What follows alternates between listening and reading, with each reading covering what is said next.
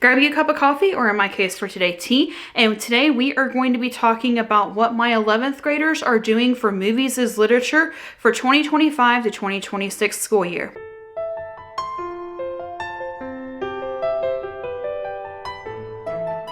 Hey everyone, thank you so much for joining us today.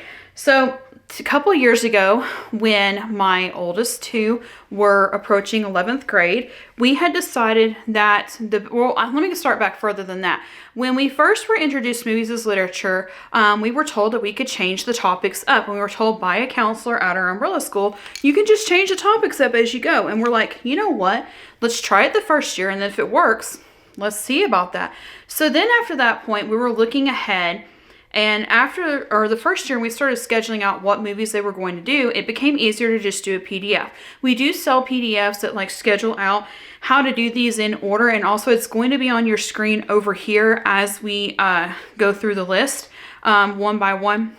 But if you want as a PDF, you send a $5 super thanks and then send us an email, or else, send us an email that we can send it to, and then we will send you a copy of it. Super thanks is just the safest and easiest way to transfer the money, and then you will still get the PDF. We don't do spam emails after that. We only send you specifically what you asked for, and other people have done it before, and the system worked well for them. Also, I've had people ask before, how do you put it in as a curriculum? You put the Movies as Literature book, which is this one right here, which is why I highly suggest getting it, because then when you go to report it, you can say, I am using this book, and then you just use that book the entire time as your casework, and then you're just assigning the movies and having your children do the reports or questions and answers that you come up with on your own afterwards. If your school system requires even more, you can actually just send them the whole list of books with movies. Now this year, the way that we're doing it, we have a little more liberty with this. We're not 100% doing an actual physical hard copy book with every single movie, but I'm fixing to explain that. But years ago when we started, we assigned 9th grade was the Movies as Literature to give a good foundation for it. You can also do it for middle school, which we did, and that you can kind of just start with it and slowly introduce them to it. But then in 9th grade, we go hardcore Movies as Literature. 10th grade, we do, because 10th grade, when you get to your history, it's world history. We decided to do British movies for 10th grade year. 11th grade is U.S. history. In the United States, you're required to take U.S. history, and usually the way the school system falls out is, the way the school system, works out is U.S. history usually falls your 11th grade year, because your 12th grade year, you have to take government and economics. So for 11th grade, we try to focus on American literature. Well, because last school year at the filming of this, the 2024 school year, my current seniors that were in 11th grade, it coincided with, at the time, which is kind of hard to plan out and complicate because the way my 8th grade, at the time she was an 8th grader and she's fixing to be an 11th grader, it's really complicated. But anyways, she was doing American history for 8th grade. And what we did with that, there's a whole video, it'll be up here somewhere. But basically the way it coincided, she did some of her movies with the 11th graders. So there were some movies that she didn't want to repeat, and I try not to repeat movies. And if we do have to repeat movies, just for time's sake, we do require them to do a specific level of writing that's different, and they have to have a different theme to go with it. So we were looking ahead for it, and we're like, we don't want to repeat some of the movies. Then the other day, we were sitting down and we were watching, Disney Plus has this 2-season series called Behind the Attractions. And it starts with the first day at Disneyland, and it starts with, I forget the name of the park, but the park that Disney was sitting at the day that he took his girls out for Daddy Day, and they went to a park, Griffith Park, and I think it's what it was called. And the idea was born to do Disneyland. And so we were watching behind the scenes, and a lot of these attractions have a screenplay or like a script based on them of what they have to do, the storyline that these rides were built after, and now some of these rides have been turned into movies. Jungle Cruise, Pirates of the Caribbean, Haunted Mansion. There's some more to come, I've heard, coming up soon, which is going to kind of spark people to want to ride some of these rides. So I was like, why don't we do Disney based? Because a lot of Disney movies are based on literature, because Walt Disney's goal was he wanted to be able to take the books that his children loved and bring them to life on the big screen. So that's what he did. So a lot of Disney movies, and that's why we plug in so many Disney movies. Plus we have Disney Plus. And then whenever he started partnering with other people, some of those were based on movies as well, which we'll get to that in a minute. But for now, here is our list of movies that, with that in mind of like, and also at the filming of this, our goal is to eventually make it back to Disney. Our adopted daughter has never been. We have a possible chance of going this year. So like our brains are kind of thinking more Disney right now anyways. But we love watching the behind the attractions because especially like the other two have already done a biography movie this year, the current school year we're finishing up right now, or working our way through right now. They did a biography on Walt Disney. So like we've looked at some of these things and it's kind of fun to just watch the history behind some of these attractions that we're interested in going to. So while we were looking at it, we're like, oh, well, those have storyline. So why don't we, instead of calling it just American literature, I'm calling it Disney literature, Disney movies as literature for this school year. Because every single movie on this list is on Disney Plus. So we're going to start at the top with number 1. And number 1 is Holes. If you have seen anything about the movie Holes, it came out, I think around the time that Matt and I graduated high school. I don't even know.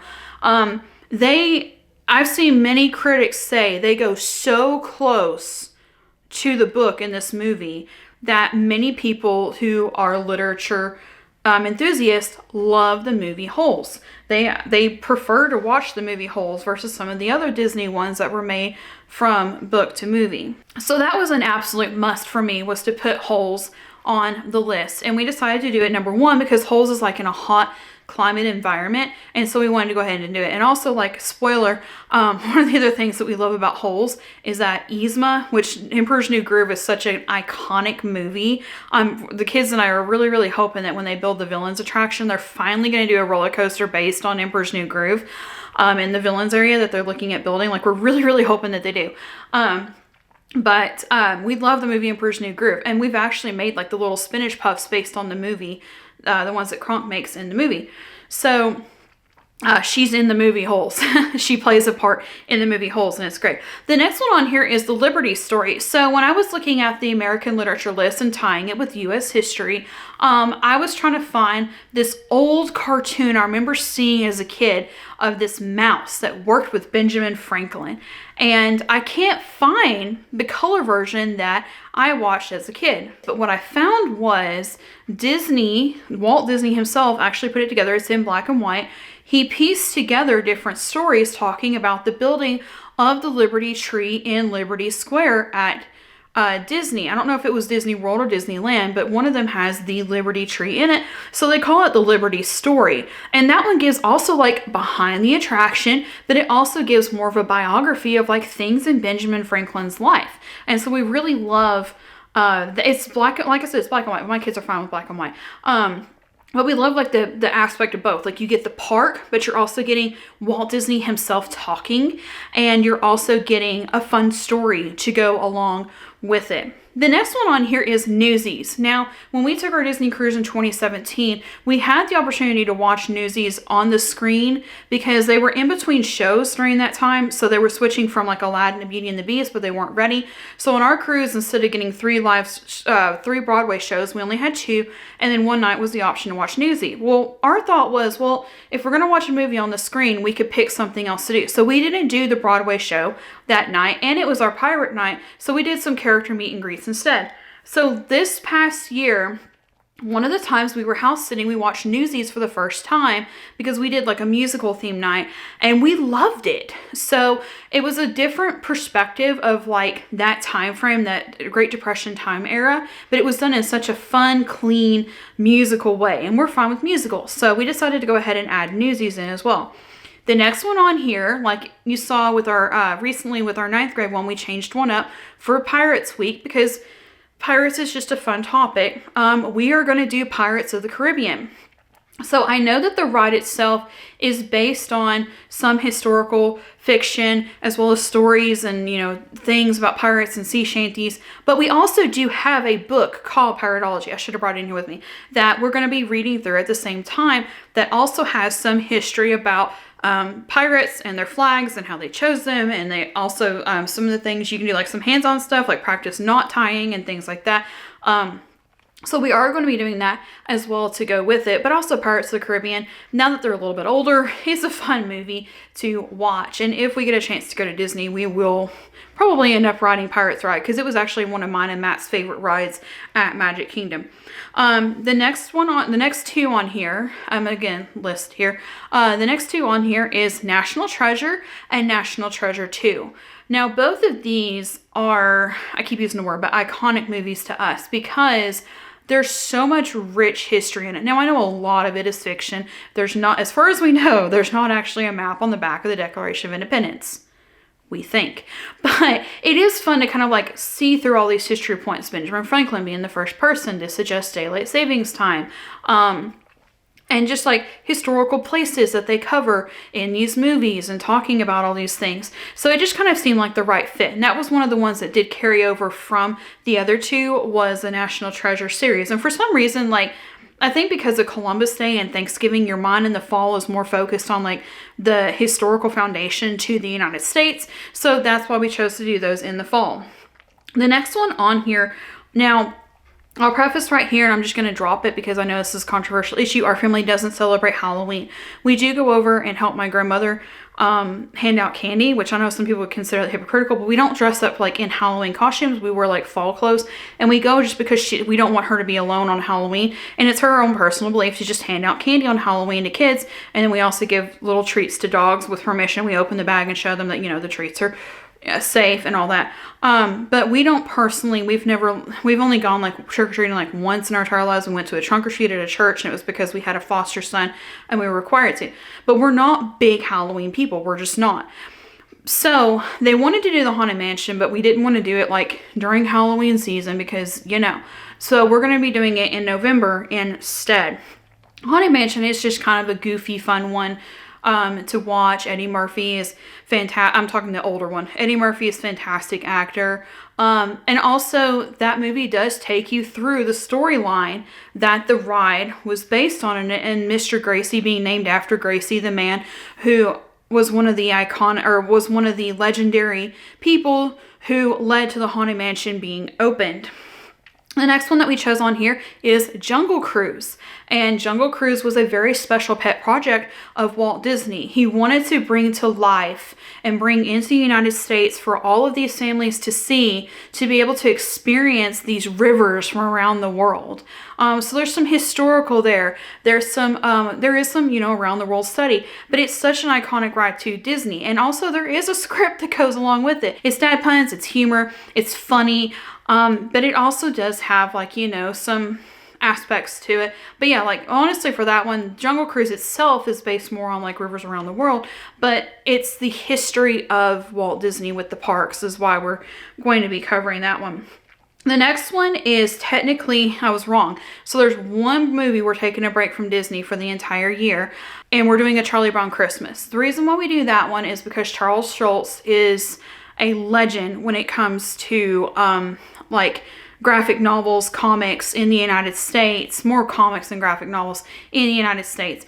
And Charlie Brown Christmas is just such a wonderful piece to be able to watch every single year with our kids. So that was an absolute must. And it was the only one that like it's American Christmas, because like Christmas Carol, like we did for them, that these two just did for Christmas this past year, in 2024. I mean, that's British literature. And then there's the Nutcracker, which is more Russian influence. So Charlie Brown Christmas is like American Christmas, and it talks about like, you know, Christmas stereotypes and the true meaning of Christmas, and we really love that movie. So the next one is going to be Lady and the Tramp, which Lady and the Tramp is, you can consider it more of like a Christmas movie in a way, because the movie starts at Christmas and it ends at Christmas. A year or two late, I think it's like a following year or two later, I think. I don't remember. I think it's 2 years later, technically. But it starts at Christmas and it ends at Christmas. But we also thought, you know, like, let's do it after Christmas. That way it's kind of like a new movie to look forward to start at the beginning of the school year. Because ordering your movies to be able to where kids look forward to them and spreading some of them out it does actually help them to motivate them to get the report done on the one they're on so they can move on to a next one. So we're going to do the animated one, but we're also going to try out the live action one. We've never seen it, but we're going to try that one out as well. And then the next one on here is Star Wars Episode 1. So my husband, when he first introduced me to Star Wars, was like, did you know that these were actually based on books? And I'm like, no, I didn't know that. So my husband was a huge Star Wars fan. I was a familiar Star Wars fan. I did see Episode 1 in theaters. Episode 3 or Episode 6 came out right before or right after I was born. I don't know. I think it may have come out before I was born, but I grew up watching VHSs of episodes 4 through 6, so it kind of just became natural. Our kids ended up loving Star Wars. They started with Clone Wars, though, which was kind of hard, because then when they saw Star Wars Episode 3 for the first time, they were kind of shocked. No, Anakin, how dare you? But Star Wars Episode 1 is a fun story, because it's like the foundation to, like, it was done later, but it's done so well. We really like Star Wars Episode 1. The next one is going to be Star Wars Episode 2, because, again, going in order. And we do have literature to base it on, and there's other books that he wrote later to kind of go with the storylines that add the actual, visual animation of the characters who acted in the movies. The next one on here, if we have the time, I actually haven't written out my full schedule yet, because I actually have, if we don't get snowed in, we actually have an upcoming in-person counseling group that I lead, teaching people how to homeschool, and I'm wanting to sit down with them to do my calendar so I can show people step by step how to start a homeschool calendar for the year, to cover all of your bases. And that's going to be that is going to be happening before or in the next couple days of filming this. So I was waiting to do it, so I've got a list of movies here, but if I have to take one out, it'll probably end up being this one. The next one on here is Clone Wars, and it's the movie that starts the whole series. And honestly, if you're wanting to watch Star Wars for the first time, a lot of people are like, don't watch them in chronological order, that's so out of order. I really think you should, because it gives you more storyline basis. Just remember that 4, 5, 6 is the anchor point, and that everything else was written to go with them, except we don't talk about anything after The Mandalorian. 7, 8, and 9 don't exist. But Clone Wars movie is a great place to start. We're not going to have time to watch all 7 seasons. There's a lot there. But it's a great place to start, because the Clone Wars series was created because there wasn't enough screen time to cover everything that happened in the Clone Wars between episodes 2 and 3. There just wasn't. There was not enough time to do that. That's why the series was made, because it covers so much context, and it introduces you to so many more of the Jedi and the bad guys in the background, and shows more of like what was actually going on in the background that nobody saw happening at that time. The next one on here is Episode 3. That's a hard one to watch.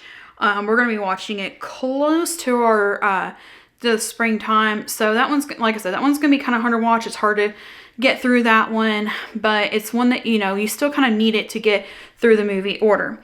The next one we're gonna do is Solo. We decided to go ahead and plug in Solo to do that one. That one's a fun one to watch, and it also gives a little more backstory to one of the favorite characters from episodes 4 through 6. The next one is gonna be Rogue One. Again, a really hard movie to watch, but also like it makes so much more sense watching episode 4 if you watch Rogue One first, which is why I think you should watch the movies in chronological order, because it makes so much more. If you start with episode 4, you're like, wait, why? Why would they build that with that thing in there? But if you watch Rogue One first, it makes way more sense to do that one first.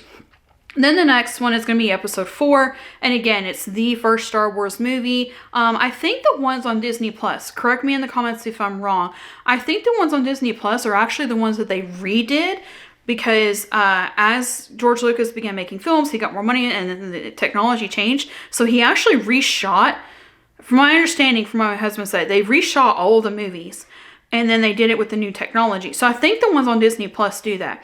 So there's episode 4, and then there's episode 5, and then there's episode 6. And that is going to be how we end our 11th grade year. So that's the order that we're doing, except for the one Charlie Brown movie. It's basically Disney movies as literature. If I was to go back and just do Disney, and you hadn't done the British one, I would plug it in with Christmas Carol. If you had done a Christmas Carol already, possibly Nutcracker and the Four Realms could be plugged in instead. There's a couple of other ones, like you could just pick and choose Christmas movies on Disney Plus. You could do The Santa Claus. That's a really good one. The first one, the Tim Allen, that's a really good one on there. And like there's so much historical backing for the Saint Nicholas that you could tie in with it.